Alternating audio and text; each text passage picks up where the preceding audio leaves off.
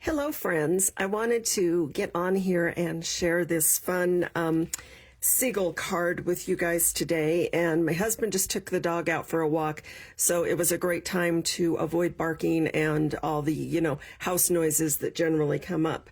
So I had everything ready to go, so why not do it? This is a celebration set, which is just the cutest set, which really surprised me because as a general rule, I don't necessarily think I need a bunch of Seagull cards, but these are cute. I want to show you the supplies I used. So first of all, we have our Friendly Seagulls. You can get this with a qualifying order of $60 or more. You can choose the Friendly Seagulls set. And it's just got some really cute images in here. The seashells, some sand or pebbles, the 3 different seagulls, a couple of fun sentiments, birds, french fries, and those cute fish. Today we're going to be using a lot of these stamps. Then we also are using the 3D fern embossing folder just to add some depth and dimension to our card. The, excuse me, the supplies we're going to be using, I already have these pre-cut and ready. First of all, I found a sentiment that wasn't in the stamp set, but it just made me laugh and it made me think of our set. So I went ahead and created my own sentiment and matched the ink color I was going to use. I have the hex codes for that. If you're interested in a hex code chart so that you can match the ink when you create your own inside sentiments, please let me know and I would be happy to share that with you. So we have that. That's going to be the inside of our card. And then we have several other pieces. We have a piece of petal pink. Excuse me, it is 11 inches, scored at 5.5, and then it's 4.5 wide. So that's our base. Then I have a piece of crumb cake, and I was trying to remember what it was. It is 3 1/4 by 5.5, and it will go the whole length of our card front. And then I have a piece of DSP, Designer Series paper, and there's the back side of it. It might look familiar to you. It was, gosh, I wish I could remember the name of that one. Let me see if I have it handy. I do not. But anyway, you'll recognize it. It was one of our landscape ones. But the back side of it, I really like it because it kind of looks like a sky of the beach. But I did run that through our 3D embossing folder, and I've already done that for us. It just gives some texture, and I really like the effect it gives us. And then I have a couple of pieces cut out of the stylish shapes.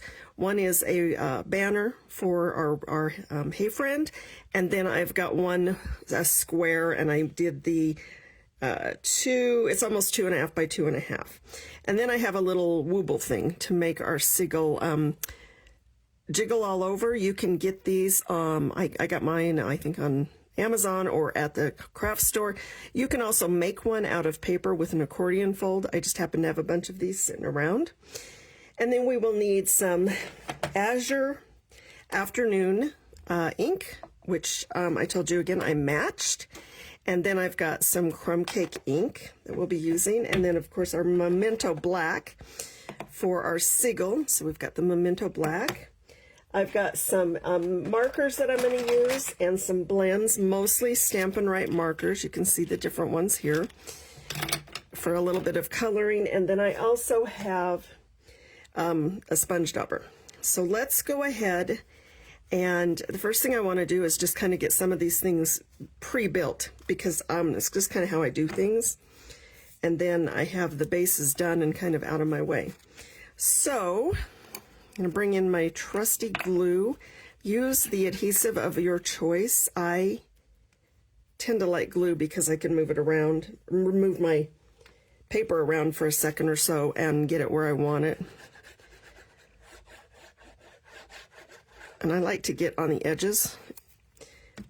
I always recommend you use the adhesive that you like the best and stick with it, because sometimes we struggle with finding a good adhesive. Now you can see this is just a tiny bit longer. I have no idea how that happened. It really does not matter, because I'm just going to trim it off. Now I do recommend you use glue on anything you have embossed, or be very generous with whatever adhesive you use, because you've taken away some, I don't want to say the integrity of the paper, because that's not what you've done, but what you've done is you've removed surface, and you want to get a good, you want it to adhere down well, so you just want to make sure you get your adhesive everywhere you need it. I'm going to go ahead and just let this sit. Well, no, I'm not. I'm going to grab some scissors and just trim this end piece up so it's all lined up. So you can see on this side where it's just a little bit longer. Normally I would put the inside layer in as well, but I'm not going to until I stamp it, just because if I make some mistakes, then I'm in trouble. So I've got my "May you be as happy as a seagull with a French fry." I thought that was just, I don't know, that saying just made me laugh. I've got my Memento ink here, the Memento Black. I like Memento because it dries and I can color and it won't smear. And I just want to put some fries right there. And since I already have the fry out, I'm going to go ahead and get my square. I was trying to think of the word, lost it. And just stamp my fries right over here. Then I want to take my seagull and stamp it about right there. I like to give it a nice press. I don't rock it or anything. I just let the paper pull the ink off of the stamp. And that is all the black that I'm going to use. So I'm going to get that out of my way. Don't want to get it on my fingers. Let's go ahead and finish up our stamping. I'm going to get the Azure Afternoon. I believe that's how you say that. That's how I say it. And stamp "Hey Friend" on our little strip here. Again, don't rock it. It's easy to have a tendency to rock these smaller stamps, but you don't want to rock it and get any kind of vibration or blurs, smears. Get that out of my way. And pull in the crumb cake. I'm going to do a few things with the crumb cake. I'm going to get this, I guess, sand or pebbly image, and just kind of stamp that around my banner. And then I want to stamp around his feet and around the fries. And you see how I angled it at different angles? That's on purpose so that it fills in a little bit and gives it some interest. And then I'm going to take the one, it's hard to see, but the one with the seashell in it, and kind of do the same thing over here to the left of his feet. And it's okay if it's filled in a little bit. Then I want to, let's go ahead and leave this out and go ahead and sponge it while we're at it. I've got my sponge dauber here, and I'm just going to tap it in the ink. I'm going to come over here and make sure it's not all like in one spot. And then I just kind of want to swirl it around into the sand image and to the bottom, just to give it, again, a little bit more interest. I'm going to avoid the seashells a little bit, not a ton, but a little. And that gives us some grounding for our little seagull. If you are commenting, I will comment on your comments later. It's hard for me to see them at where I'm standing. I'm going to take the, I believe it is the wild wheat. Yep, the wild wheat marker. And I want to color the hamburger, just that little hamburger right there on my on the fry box. I don't know that you have to do that. I just did. And then I want to color what I decided was the lettuce. And it was just easier that way. You could also pull in a red if you wanted to and put in a tomato. You could do, oh gosh, what was I thinking? You could do early espresso and make that a burger. I don't think it matters. I've got the, let's see, this is the crushed curry. I decided that was a good color for the fries. You could probably also use daffodil or crumb cake. I don't think it matters. And then color the fries in his mouth. And we also want to get those fries in our inside piece.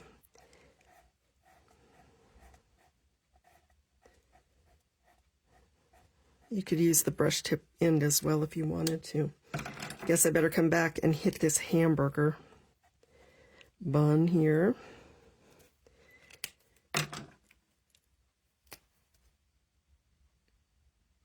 There we go.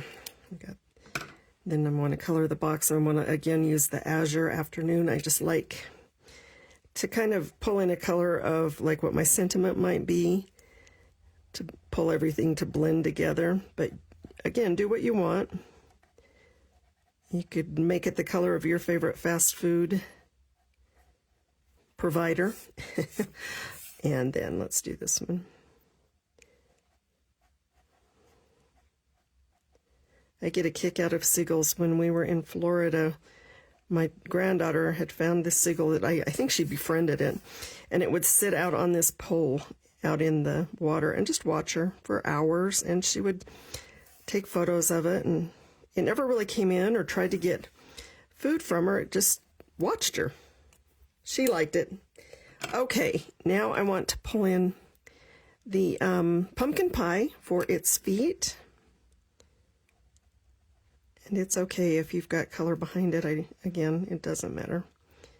And then his beak. Now, I do want to use some petal pink. Again, trying to pull a color from the card base itself. Color these couple of seashells.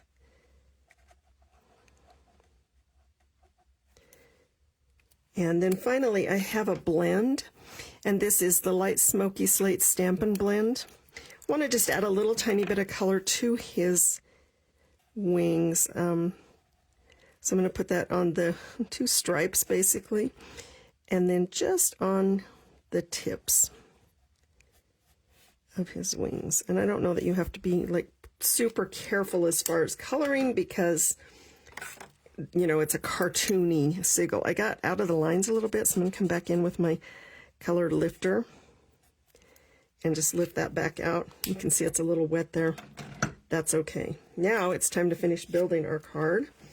I want to put in, get these inked up stamps out of my way before I'm wearing them. Open it up and put our May You Be As Happy As. And I think I'm going to go ahead and just use my Stampin' Seal and be careful. I'm running it across the back of my hand so I can get it flowing well. Sometimes it'll catch, and if I just kind of run it out off the back of my hand, it gives it just a little bit of grip. Go ahead and center that. I know if it's cut right on the three sides, I don't have to worry about that fourth edge because it's just going to go in and fit.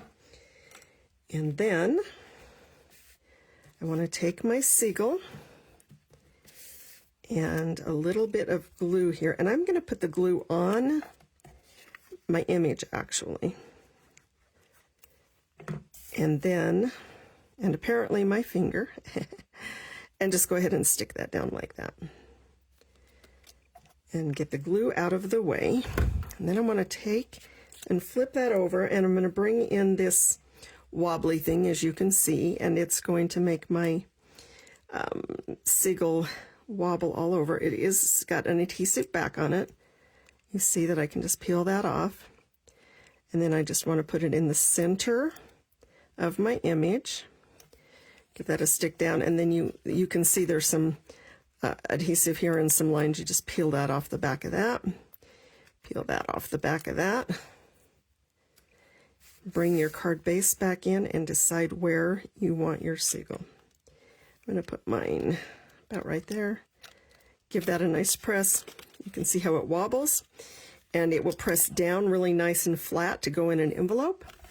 So there you have it. Oh, you know what I forgot? I forgot one more thing, and I wanted to do that because I'm like, oh, wait, I have a stamp here we did not use. Where are my birds?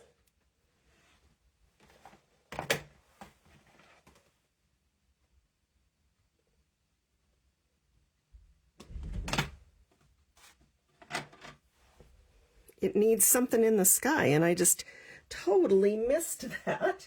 So I'm going to come in with, the smoky slate. So sorry about that, friends. It's like, why does it not look like the sample? Because it doesn't. You might want to do this typically before you emboss, but we're going to come in with the smoky slate and our birds.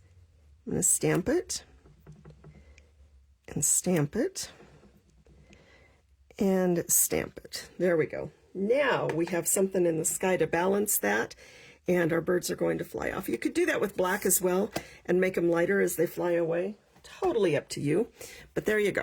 There is our Hey Friend Seagull card. Super quick and easy, and just depending on how the paper lays, you may have more sunset, you may have more sunrise, but honestly, I hope you are as happy as a seagull with a French fry. I hope you'll give this stamp set a try. Bye-bye.